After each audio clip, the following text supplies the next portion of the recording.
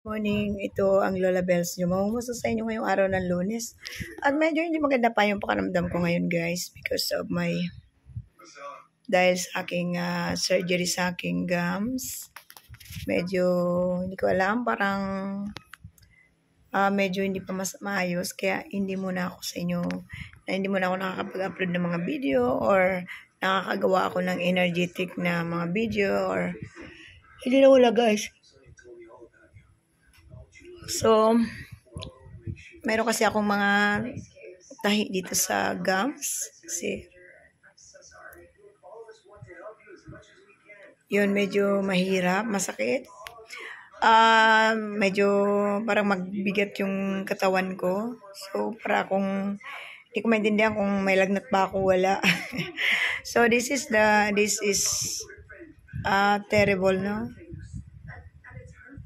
So, yung ngipin natin is, hirap talaga palang magpagawa ng ngipin, guys.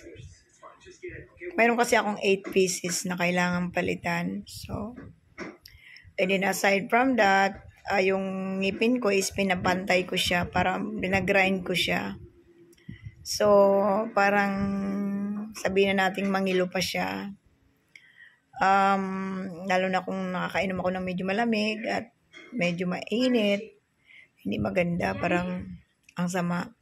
And then, itong lips ko, this all over my mouth, nararamdaman ko na parang may mga sugat siya or may mga, kasi 4 hours nga tayo so parang sugat dito, sugat dyan, at sugat sa, hi guys, napakahirap. So, ang Lola Bells no ay hindi maayos ang pakiramdam today. Kahapon okay na to, kaya lang ewan ko kung ano nakain ko, hindi kasi ako pwedeng kumain ng isda. And then yesterday, parang nakakain ako ng isda, guys.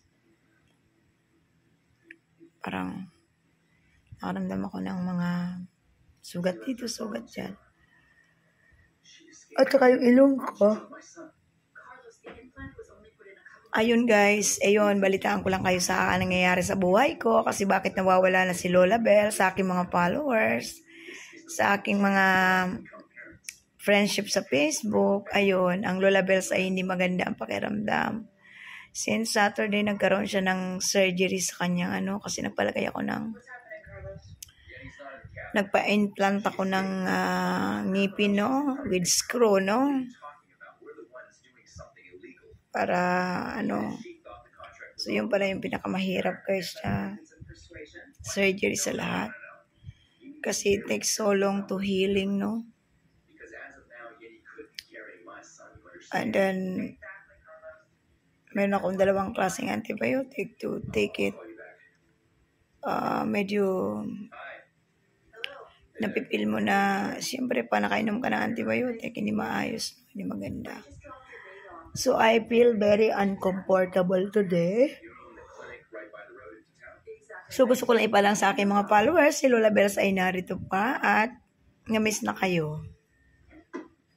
But this time, hindi muna si Lola Bells mas mag-focus sa kasi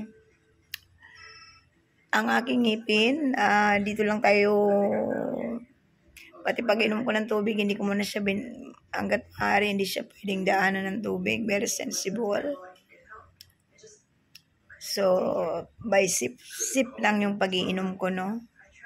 Kunti-kunti lang. And then, masakit talaga, guys.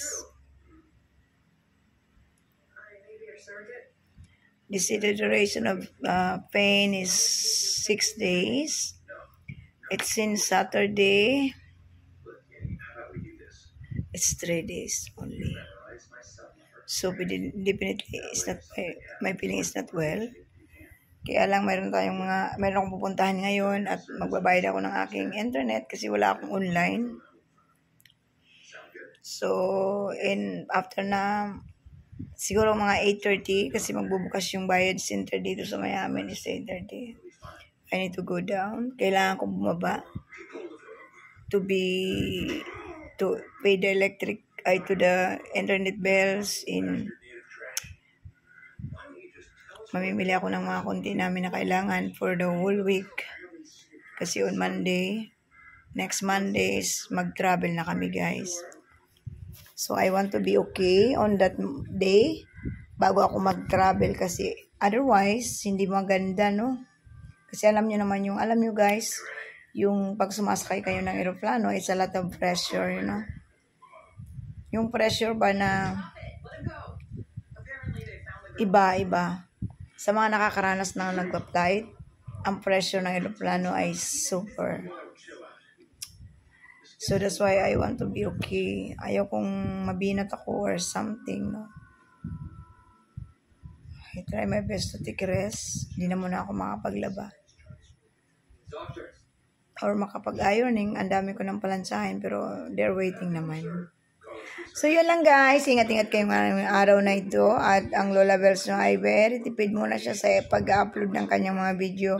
Ingat-ingat kayo. Ang dami na namang nababiolation ngayon. Sa panahon ngayon, ang daming nagkakaroon ng mga violation.